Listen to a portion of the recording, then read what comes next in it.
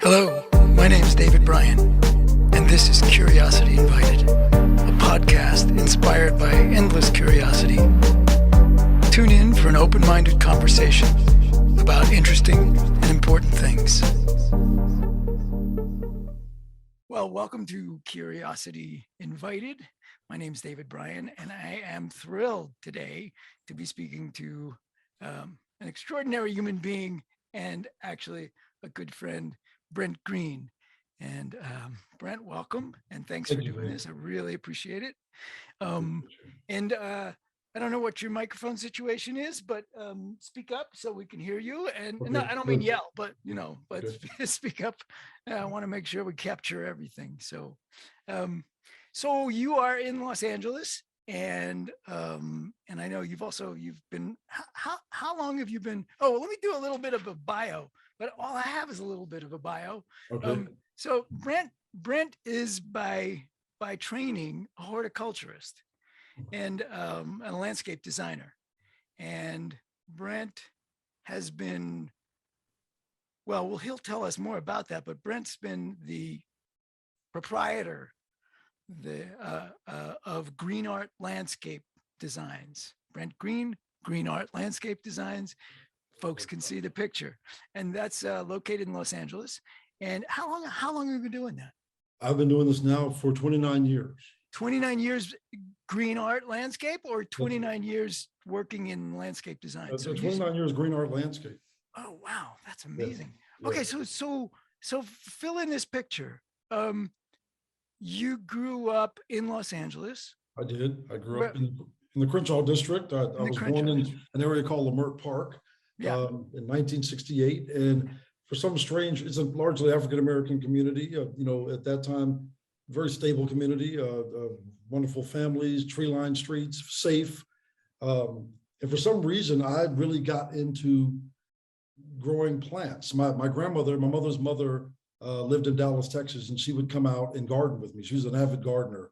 And I was like 6 years old and would start gardening. And is that where you think you sort of got the bug? Oh yeah, I know it is. And was anybody else in your family, do you have siblings? I do. I lost an older brother in 2009. I have a younger brother, 7 years younger than I am. So I'm the middle of three boys. And were they into plants? Were your parents into plants? No. My dad's a retired judge. My mom's a homemaker. Parents just celebrated 59 years. Oh, fabulous. Yeah, and they're older now, got a lot of stuff going on. But growing up in that neighborhood, I just was into plants and gardening. My grandmother came out when I was 6, and I began planting tomatoes with her and that type of thing. Did she live with you there? No, I mean, she came out and stayed? She would come for about a month every summer when I was a little kid. And she was the type, she was such a gardener. She was amazed all the time of what we could grow here in LA. She's from Dallas, Texas. Oh, yeah. And they have these winters there, where they'd have to bring all the house plants inside and all that stuff. And so she had a greenhouse at her house, like a sunroom. And while she was here in LA, this is pre 9/11, obviously, she'd bring a pair of clippers with her on the plane, and she'd bring a separate suitcase to actually put cuttings of stuff she would steal. She'd basically walk around my parents' neighborhood with clippers, cutting pieces of ivy and geraniums, and she'd fill the suitcase up and take it back to Dallas. And when I would go back to Dallas, everything that she had cut would be growing on her patio. She was a plant nut. She had plants everywhere. And did she have a great garden, an amazing garden as well? Amazing garden. She grew tons of stuff. And she was fascinated by, again, what we could grow here that she couldn't grow in Texas because of our temperate climate out here. She was really fascinated by what we could grow. So you had this early interest in plants, but it was more than an interest, right? It was kind of, was it bigger than that, or was it? Well, here's what it was. After Grandma left and went back to Texas, it was my job to tend these tomatoes that we had planted. And I would talk to her frequently by phone, and she would say, okay, we'll fertilize today and put this on them, and make sure you put stakes in them so that they don't drag the ground as they grow because they get heavy. She would always kind of advise me. Yeah. And I would, at that time, we had Encyclopedia Britannica. And so I started reading page by page of how to grow different stuff and the names of the plants and the origins and all this stuff.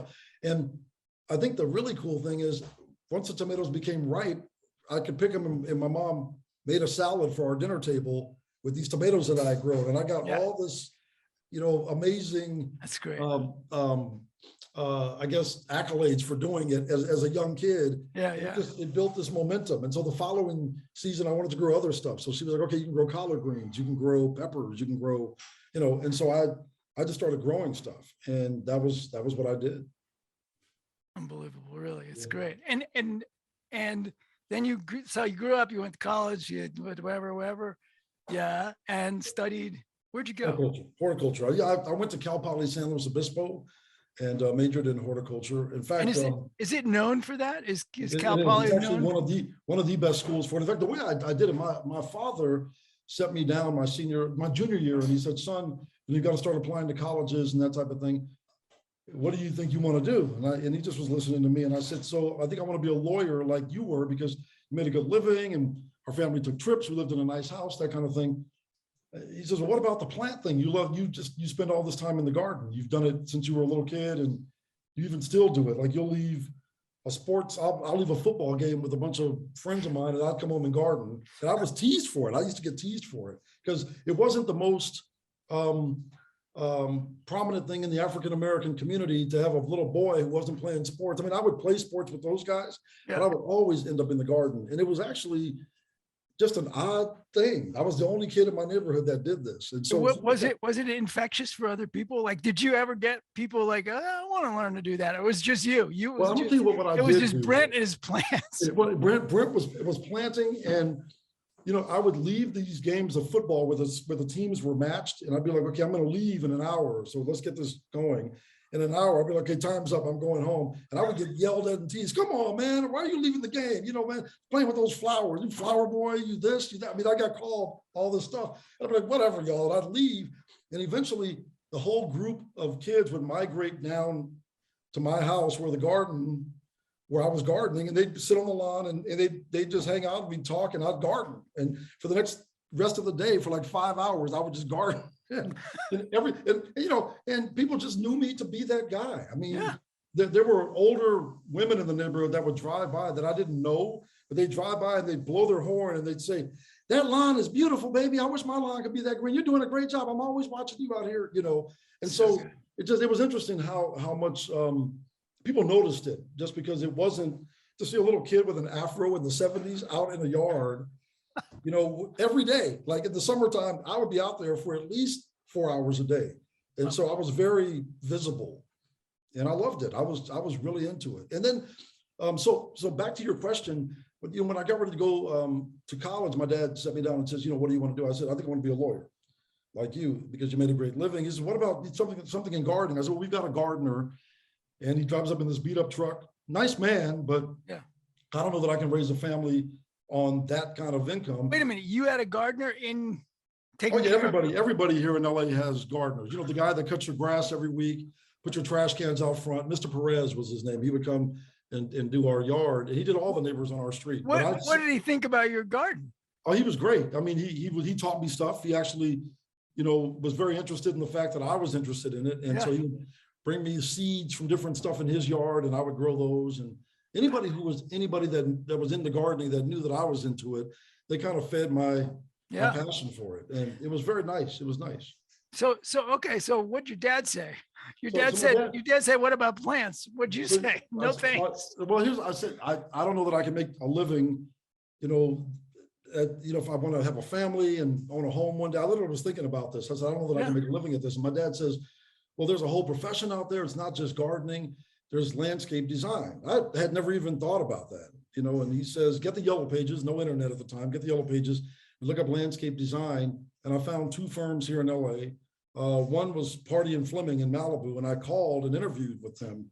And I took the RTD bus. I wasn't driving a car yet, took the RTD bus out there, met this woman who worked there, real sweet woman. And she was amazed that I was this, kid, into African-American kid. I think she was amazed that I just wanted to do this. And so she walks me around the firm. I asked a bunch of questions, and we end up in a meeting room where these, I guess, senior partners in this firm are brainstorming plants to put at Ronald Reagan's house, because they did a bunch of high-end properties in Bel Air and Brentwood and that kind of thing. And they were trying to find plants that or a certain foliage color. Like I think they were looking for burgundy foliage plants that took shade when they were stumped. They couldn't figure it out. So I started rattling off the names of all this stuff. I was just like, I raised my hand and said, well, what about this, this, and this? And some lady's there with a book and she's looking and she's like, oh my God, that would work. That would work. Oh yeah, that would work too. Who is this kid? You know, and so, you know, they took a liking to me right away. It's a And great so, story. and they told me, you know, to go to apply to Cal Poly, both Cal Polys, Cal Poly Pomona and Cal Poly San Luis Obispo, which I did. I applied to both and got into both and chose San Luis Obispo. Because at that time, it was one option to live at home with my parents and go to Pomona, or actually break away and go away and stay away for 4 years and go 4 hours north to San Luis. I took that option. That was a lot of fun. Get out of Dodge. Get out of Dodge. Right. And it was great. I had an amazing time. And I think it was the first time that I really had a community of like-minded gardening, plant-loving people. Was it a large major? I mean, there were a lot of people who went there for that. Oh yeah, OH, or ornamental horticulture, is a major. It's a big major up at Cal Poly San Luis Obispo. Wow. And so there's landscape design and ornamental horticulture. Horticulture is more the study of plants, growing plants, raising plants, how to deal with pathogens that affect plants, that type of thing. Mm-hmm. Landscape design is how do you design outdoor spaces, you know, with concrete, masonry, and plants included in that picture. Right. I thought I wanted to be go into landscape design as a major, but I loved horticulture so much. I did horticulture with a landscape design concentration. Got it. And so my gig, as I saw it, for my future when I was in college, I wanted to come back to urban LA and green up as much of the city as I could, because I just thought that there were some areas of the city like Leimert Park where I grew up, and we moved to another area on the west side that was very leafy and green. But all of LA, most of LA wasn't that, especially communities of color. Sure. A very strong discrepancy, you know, of lack of greenery and that type of thing. And I just always felt that, you know, from a psychological standpoint, from an aesthetic standpoint, from a health standpoint, greenery in a community, you know, gave back a lot to that community. And I'm listening. I'm also so curious about, was that a conscious thing in your mind that you know, there is the obvious love for plants that, you know, you obviously have the fascination with love for, but then there's this other piece that is it has an effect on people. Sure. Or they have an effect on people. And was that always up? I mean, you knew it had an effect on you, but was there an element of that in how you thought about what you were doing or what you were learning? Like, that's what I want to do, or like, where'd that come from? You know, that piece. I had this excitement, like literally when I was a kid, I had teachers that had plants on their desk. And if I was good and made a good grade, I could go up and say, hey, thank you for my A, that was great. I want a piece of that philodendron on your desk. And she'd give me a snipping of it and I would grow it. And, you know, if I knew I was getting a cutting of something, I'd be so excited the night before as a little kid, I couldn't sleep. I was really into it. And then I think just the fact that so many of my parents' friends and, you know, people that visited our home were just so enamored with the garden, because my parents' garden was pretty ridiculous. I mean, it made the front page of the LA Times really? in the home section. Yeah, one particular, the garden did. And I mean, it was pretty spectacular because I put so much time into it, and it got a lot of attention. And the attention that it got fed my ego, I guess, because so many people were, and so I felt, I guess, internally that I was doing some good work that made people notice, and it made people want to hang out in my parents' garden, and I felt like I could do that for others. And so it was, you were asking me if it was a conscious effort to think about, you know, that aspect, that was a thing for me. Yeah. And okay, so you get out, you graduate. Yes. And you immediately hang up your own shingle, or did you go work for somebody else to do it? Or, you know? Well, that's an interesting question. When I was at Cal Poly, that company, Party and Fleming, when I would come home for summer break or for winter break, I would work for them just, you know, part-time, and then I'd go back to school. They always had a standing position for me. And so they were great during that 4-year period. When I got out of school, what was interesting is my parents— Tell me for just a second, that position was I was a Was foreman. in the design piece, or was it in the? It was in the field. It was out in the field. It was in the I field, working in I- the gardens, working in those on the gardens, doing installs. At one point they were doing a big community up above Beverly Hills called Mulholland Estates. They were doing the whole infrastructure of that. And I was home for 2 weeks for Christmas break, and I took a job with them and I laid out all their plants. And so they would order all this stuff and then I would lay it out and the guys would plant them. And so I was clear on spacing. I was clear on how to irrigate all this stuff. So I got a lot of experience in that department, Right. or in that realm while I was working for them. When I finished school, I came back to LA, and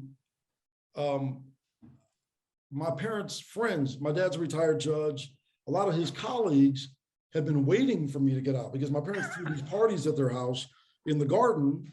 And they would be like, when's Brent getting out of school? We need him at our house. We need him, my wife would love this, or we just did a whole pool in the backyard and it needs Brent's touch, So I came out of school and had a business by virtue of the fact that these people were waiting for me. And so I didn't really, once I got out of school, I didn't really work for anybody but me. I didn't even really know how to run a business. I just knew, I knew how to design, and I had to learn how to charge and that kind of thing. And I made a few mistakes along the way. My dad was great. He bailed me out of a couple of situations where I made no money. But I never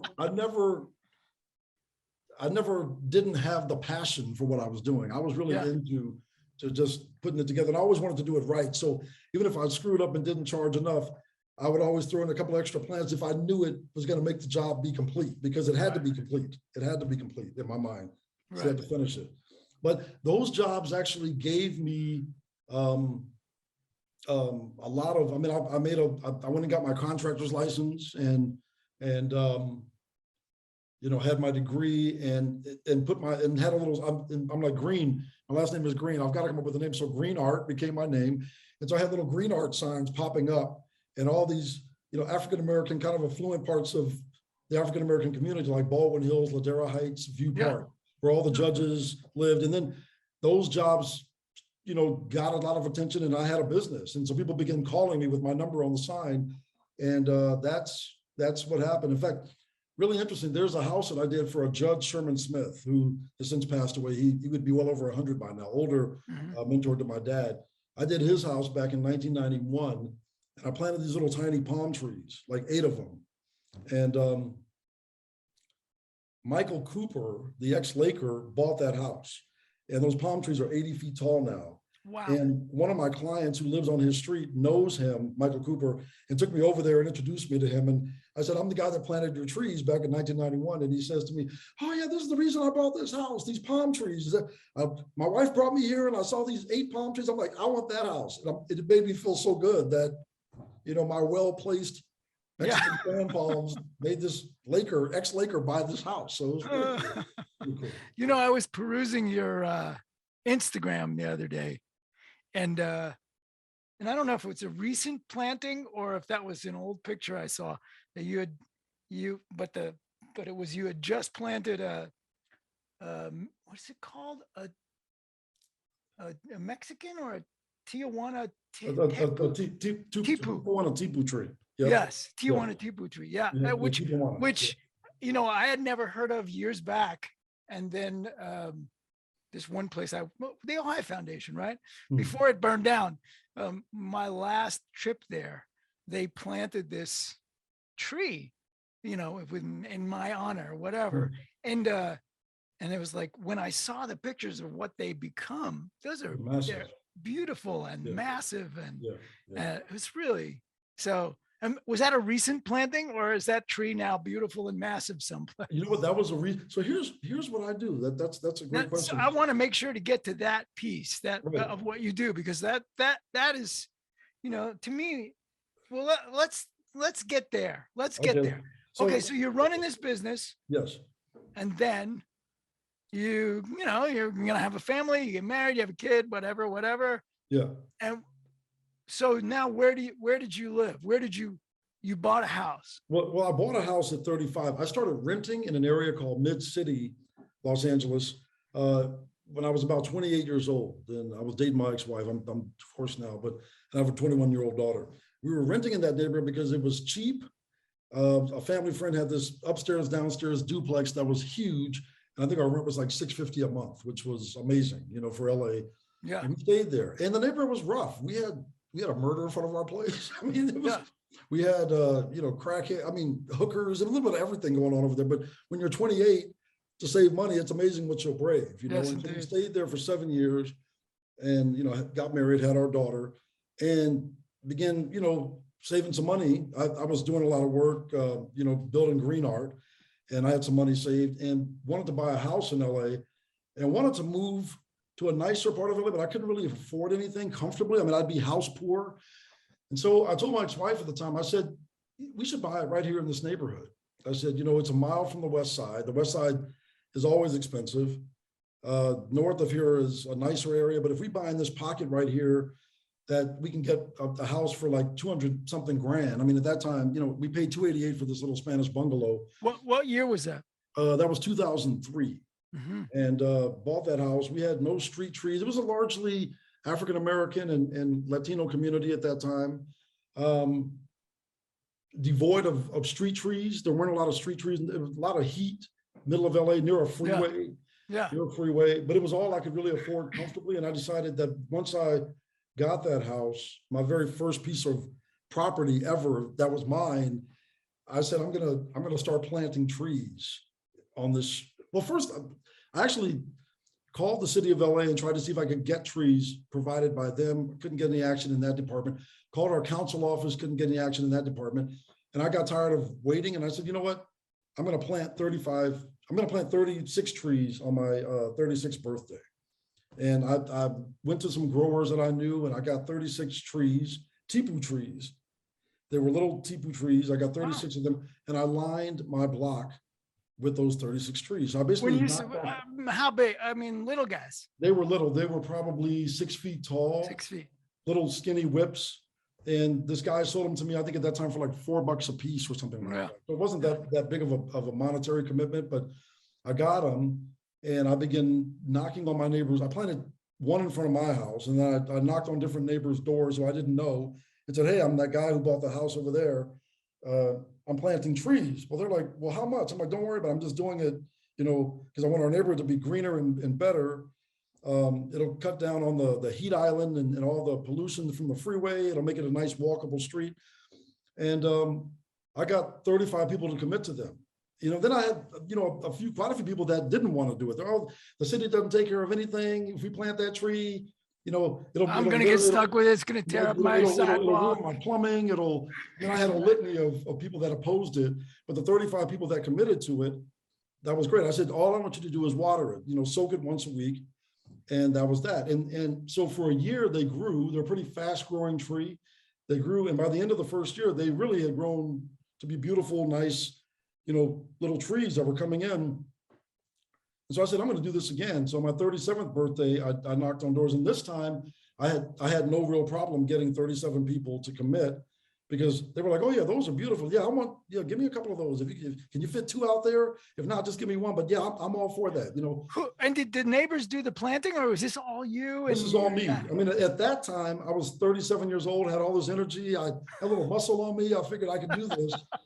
The only job I wanted you people to do is commit to watering them. If you can water them, that'd be great, and so I did that. So I did that second planting. Then I did a third planting. My block on Orange Drive where I live is a pretty long block. So those first 3 years, all the trees went on that street. So I planted tipu trees from Washington Boulevard south to the Santa Monica Freeway. Wow. And that is the first plantings I did.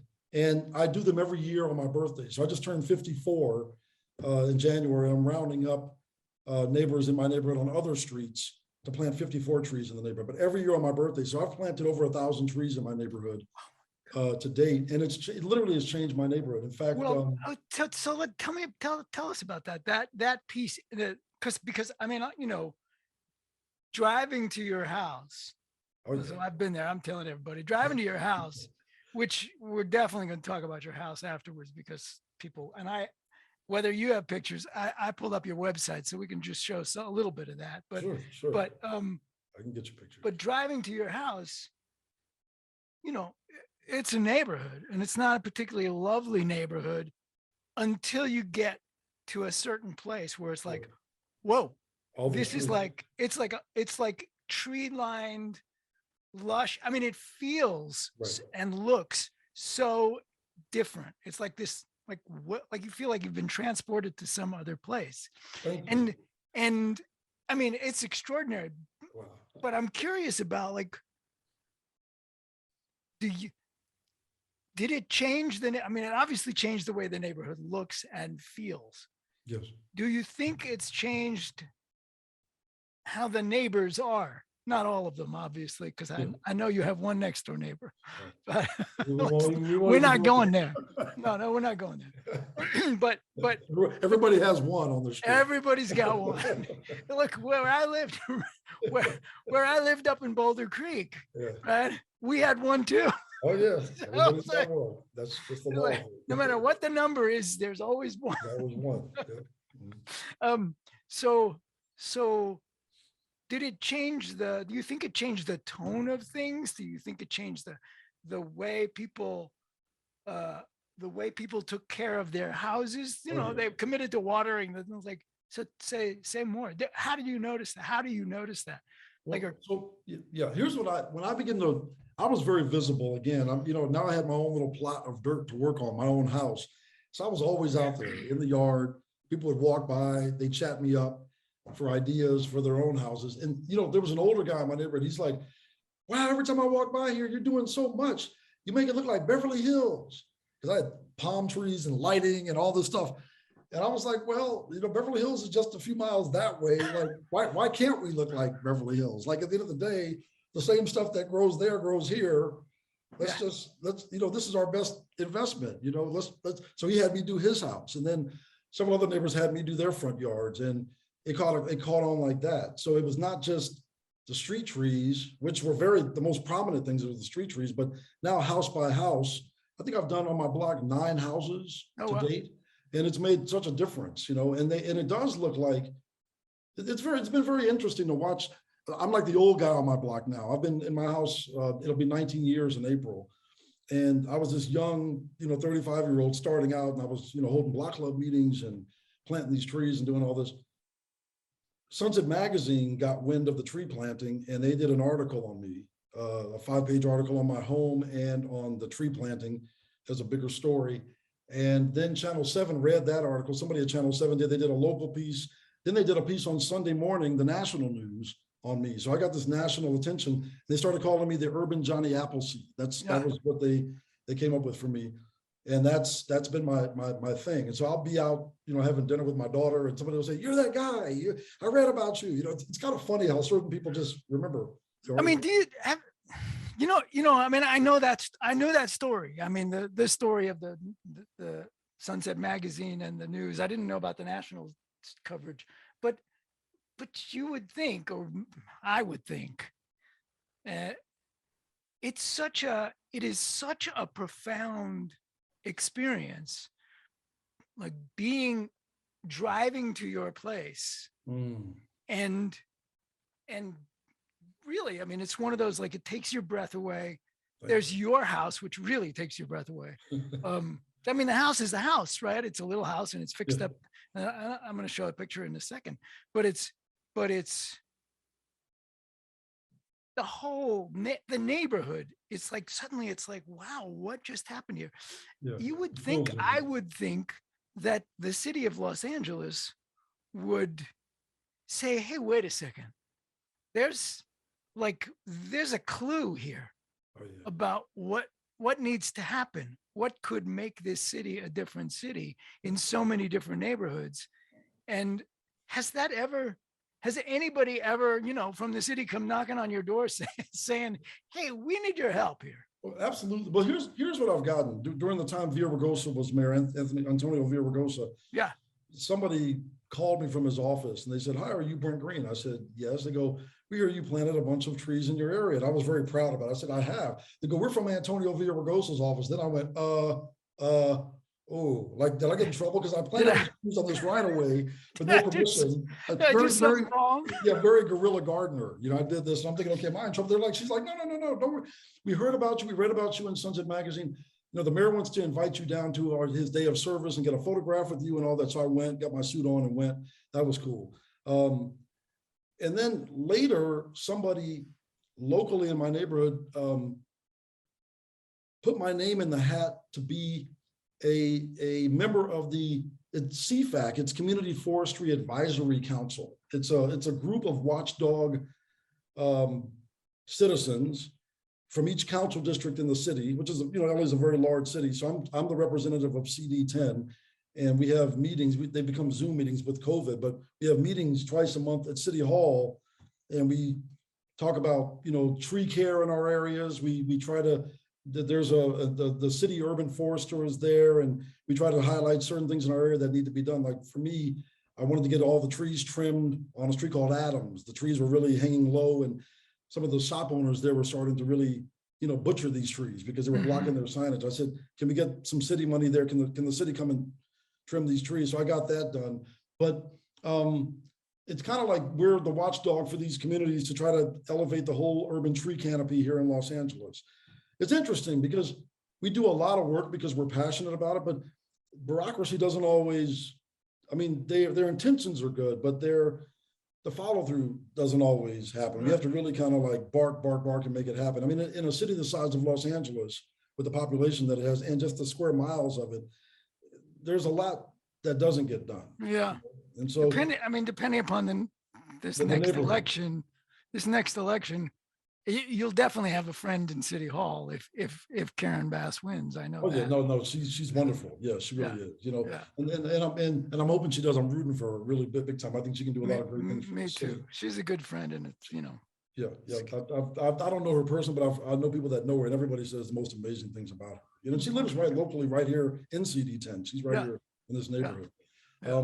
But the bigger, it's again, like I felt when I was at Cal Poly, I feel really good being a part of a bigger group of people. Again, there are about 30 of us on this CFAC committee who are very passionate about trees in our individual areas.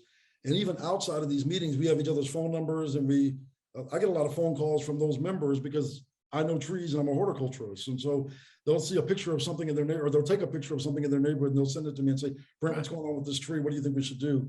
And I advise them based on my knowledge. Yeah. But it's fun to have people that also are drawing off of each other to have a vision of greenery for the city, because LA needs it. We're having, the price point here has gone through the roof, that, and it continues to. And I think the quality of life, it's getting more dense.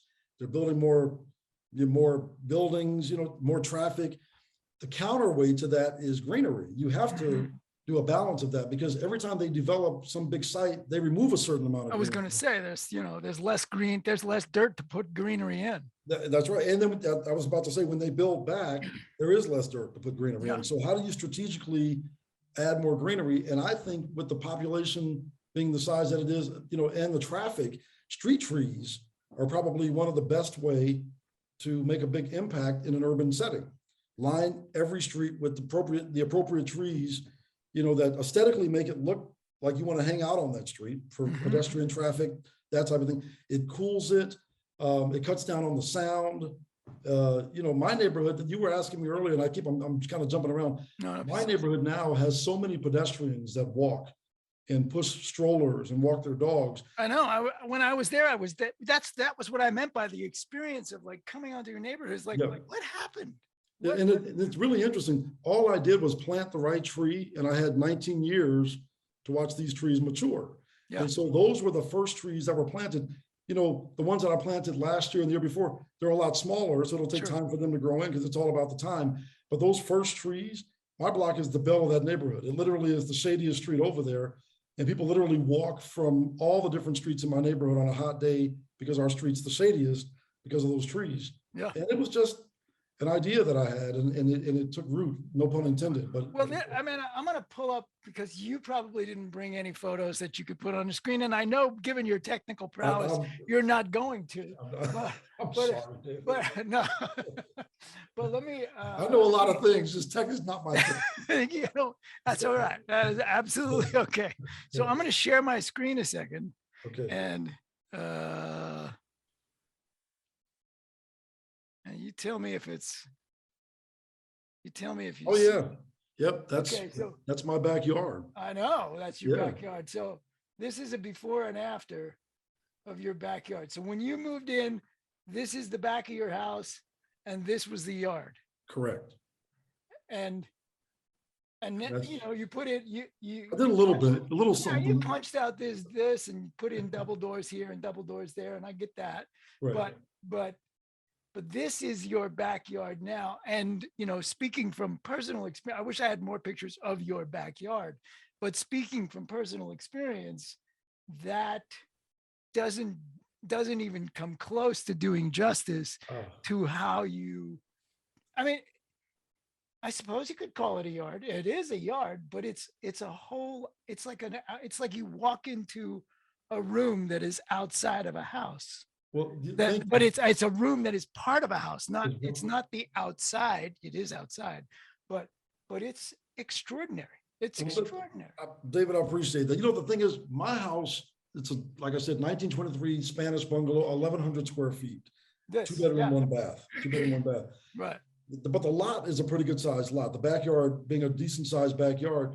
And so my whole idea about that house when I bought it was make the backyard a private outdoor room and wall it in with greenery, you know, plant trees to give yourself shade and create areas that you'd want to hang out in. And so that has become literally the biggest room at my house. And so It is, several people. and it's so livable. It's Oh, so, yeah, I use it daily. Magnificent. There's a hot tub back there. Several friends have gotten married back there. A lot of parties. You know, I'll there's bet. music. I've got speakers back there, so I have my jazz going, the whole thing. But it literally is this livable space, a block from the freeway, which you barely hear anymore because the trees muffle the sound of the freeway. oh yeah, All that's of- absolutely. Yeah, you just And don't if- hear much. And I'm just gonna go through, because one of these, some of these might be your house. I don't know. I actually. Well, don't know. that is a house up in the Hollywood Hills that was actually featured in Architectural Digest. I did all the landscaping for that house about 20 years ago, and I made that courtyard, and that house ended up in Architectural Digest.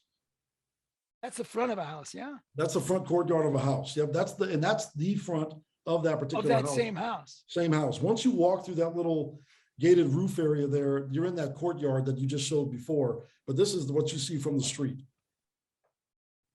And so, yeah, that's Really? interior of that. And of did that. you plant this tree or was it here? That tree was actually there. It was really big and overgrown. And so I had a tree guy that works on my crew. He cleaned that tree up and we sculpted it and scaffolded it and made it really, you know, have a nice sculptural look to it. And then we designed the garden around that tree. Really something. Thank you. And I mean, your work is, you know. Thank you. That's a house in Hancock Park. We did boxwoods and roses and olive trees, and that's just a front yard of a home in Hancock Park. That we did. And the choices you make about what kind of tree to plant. Like, is there a reason you chose an olive tree or as opposed to a God knows what? You know, Good question, David. You know, my thing is, since I generally work on residential properties, homes, when I'm doing the front yard is curb appeal, the backyard is where you live. And so that's kind of my philosophy. So the front yard architecturally tells you a plant palette. For example, like that house is a Tuscan villa. So I put in olive trees and Italian cypress and box hedges and that type of thing. And so I like to, my whole thing with architecture and plantings or any kind of style that you would incorporate into architecture, if you stay classic with what it is, it doesn't go out of style. If you put a bunch of fad stuff in that's fad today, it may not age well because there's another fad. So I like to start with classic lines and classic things that enhance that classic architecture, whatever the style of the architecture may be. That's another home in Hancock Park. And I take it did not look like this when you it started. did not look like that at all. In fact, it was just a little Spanish bungalow. And behind that hedge up there is a courtyard Yeah. for a master bedroom. So they can use that space, but they're not on display to the neighborhood. And then all of what you see that you're looking at in the picture, that's what you see when you drive by that house, just the exterior. And the landscaping beefed up that house, I think in a good way. That's beautiful. Thank you. Yeah, This is the that your backyard. house? No, this is the backyard that I did in Leimert Park. It's Wow. It's in another fact, house. this particular client came to my house and liked elements of my own garden. And so we did a fountain for him and we built that fireplace back at the back of the property out of broken concrete. Oh, We had wow. to actually take up his old driveway. to put a new one in because he had quite a bit of cracking in his old driveway.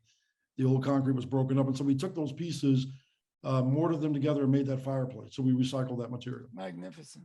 Thank you. It does have a flavor of your backyard. Oh yeah. Yeah, no, it has that, but it's completely private. In fact, he's bordered all around him by regular single family houses like his own, but you don't see any of them. Yeah. And it's a room. It literally is a room back there. And so I love giving people an outdoor room experience, especially here in Los Angeles. I mean, you live where you live now, and you see that cold temperature. LA, our weather is so amazing all year round. You can live outside. And then they have things now where you can add outdoor heating and lighting. And don't think that when we finally manage to get you here, we're not gonna ask you about how we can make this more private and that'll be a challenge. We have to heat it. We have to heat it in the winter somehow. I guess you'll never use it in the winter, but when you can use it, you can be pretty spacious. But there is a you also include all these other elements that you don't necessarily see that they're there, but they they give privacy, the buildings themselves. So if the plants were just, they will look a little shabby, but I really like, I guess, livability in a space, an outdoor space, but also I always know that people won't use the space fully if they don't have privacy. I think that's why you have rooms in your home, because they're interior rooms and they're your own personal space. Privacy is probably one of the biggest elements that I incorporated into my designs. And so with the plethora of plant material that's available here in Los Angeles, I mean, there's stuff that grows here from all around the world because of our climate. South Africa, things come from Australia, Brazil. There's so many things that can be used here. So it's like painting a picture. That house there, that's in Truesdale Estates up in Beverly Hills. Oh yeah. A real formal Italian villa. And I designed this pool area. Was the pool there? The pool was there. The pool was there. In the landscaping I put in, the landscaping was not there, but I put in, the urns at the end, all the symmetry, the formal lines and all of that to really accentuate this formal Italian villa architecture. Really something. The stuff is just magnificent. And at the same time,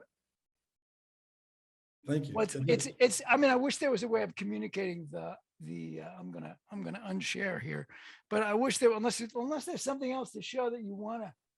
That's what that last picture is in the Palisade, Pacific Palisades. This one.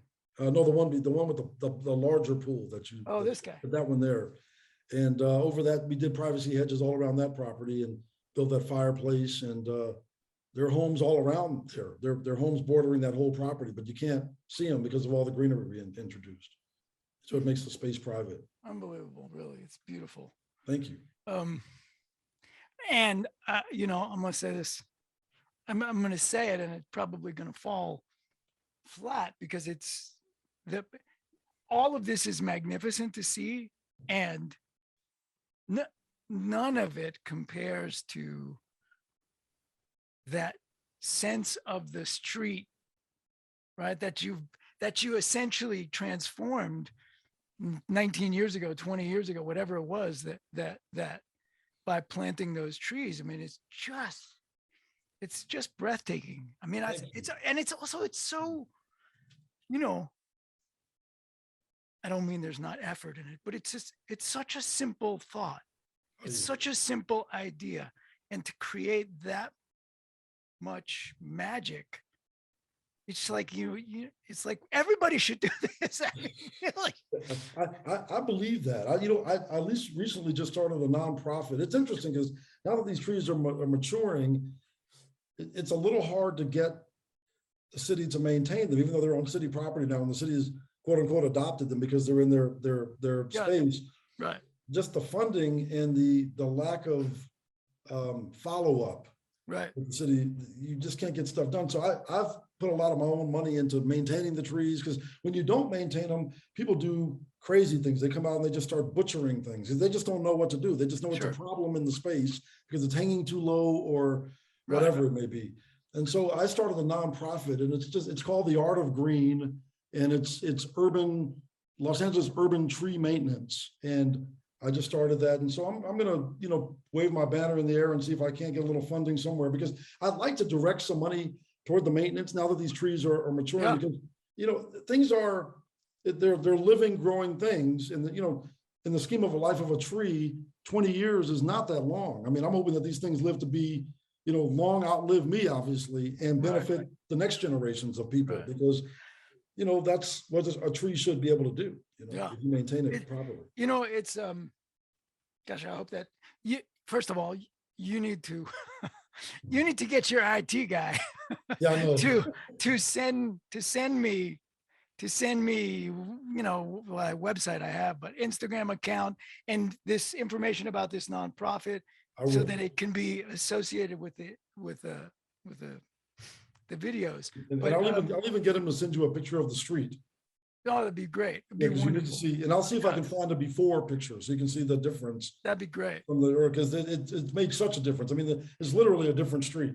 Oh, than it's it was when I bought my house. it's Yeah. it's extraordinary. I mean, it's just extraordinary. Yeah. And me saying that over and over again does nothing to communicate just that, like, you feel like you're just transformed. It's like, I must have made a wrong turn, because I'm not anywhere near where I just was. That's the interesting thing. When they photographed my house for Sunset Magazine, the editor came. They were there for 2 days, and the editor came. And she's this woman. She gets off the freeway, drives into my neighborhood. She's in the backyard, and she's like, "Wait a minute! I was just on the freeway and on La Brea.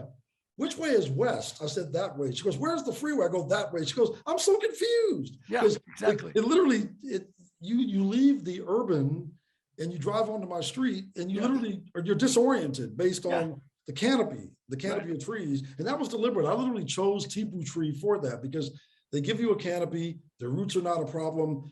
They absorb pollution beautifully. Through the years, I've been trimming those trees on my own, and my hands are black. I don't like using gloves, but they absorb all the pollution, and that rubs off on my hands. But we'd be breathing that otherwise. Right, exactly. And just the aesthetics, the practicality from the breathing standpoint, the sound, the fact that it muffles the sound from the freeway, and provides shade. There's so many reasons to plant urban street trees. There's a group here. I think they call themselves the Homesteader. I don't know what it's called, Homestead Group, whatever.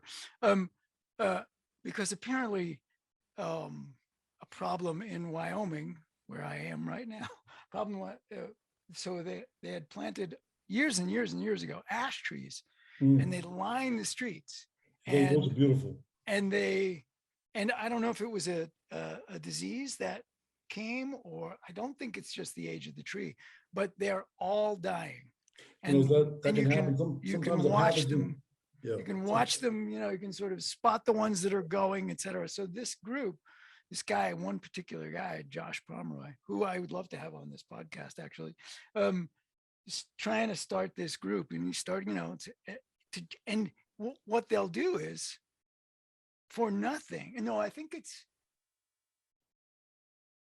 believe it's for nothing. All you have to do is ask for a tree, and they will, they'll choose the right sort of tree for the right sort of location, and they will plant the tree and make sure to maintain it for the first year. That's great. So it's, and they struggle to get people to do it. And for here, it's a free tree. Yeah. So they're trying to raise money for the trees planting, and volunteers take it. And it's kind of an extraordinary thing that people would say, "Nah, I don't think so." It's like, what? I think the bigger picture, even with climate change and all this buzz and green and all this stuff, so many people just really don't understand how important it is and how simple it is. Like you said, of all the things that you can do, like, you can't reduce traffic. Traffic's going to be what it is, right? Buildings are going to be what they are. Paved streets are going to be what they are. Whatever. Trees are such a simple thing to add. I mean, if you polled people in an urban environment, I guarantee you, people would probably strongly say that they love walking on a tree-lined shaded street, because I don't poll people, but I watch it in my neighborhood. I mean, the streets like my street that's lined, they're markedly used more than other streets, because they are that insulated canopy, and they're cool. When it's 80 degrees, they're 60 degrees because it's cooler, or whatever it is, or 70 degrees, but they're extremely comfortable, and so, but I think it's hard to get people to understand the science behind it. Well, it's also, I think, there's an element of, you know, you plant this little tree and now I'm supposed to wait how long before I, don't I Yeah, feel yeah, it right away? right. It's like there's that thing about, we're That immediate. people want the immediate Like, gratification. come on, Yeah, come on. yeah, And yeah, so it's like, yeah, okay, we'll plant a tree, whatever, whatever. But yeah, but but when you see it, yeah. when you see it, it's just, It's and you're amazing. right, it's going to go on. I mean, the hope is, right, it'll go on for years, long after Years. you're gone from wherever that is. Yeah, yeah, that's the other reward of, being a landscape designer for 30 years. I've got trees that I planted 30 years ago. And some of the houses have different residents there now because people Yeah. have moved or whatever, but those trees are still there. And so I'll walk by or drive by and see this towering thing that I actually dug a hole for, Yes. in my 20s and planted. And now in my 50s, I'm looking at this thing going, wow, look at it, Yeah. and it's really cool. I mean, it's nice to be in a place as long as I've been and be able to drive around and actually see things having matured. And they're still not as mature as they're going to be at some point. Sure. They've still got time to go, but I really believe in it, David. I think it's Oh my God, it's so obvious, and you should, and so should everybody else. And that's why that's like, I want the city to be, clamoring at your door saying, okay, we need your help figuring out how to fix this neighborhood or whatever. And then the city down the block down there.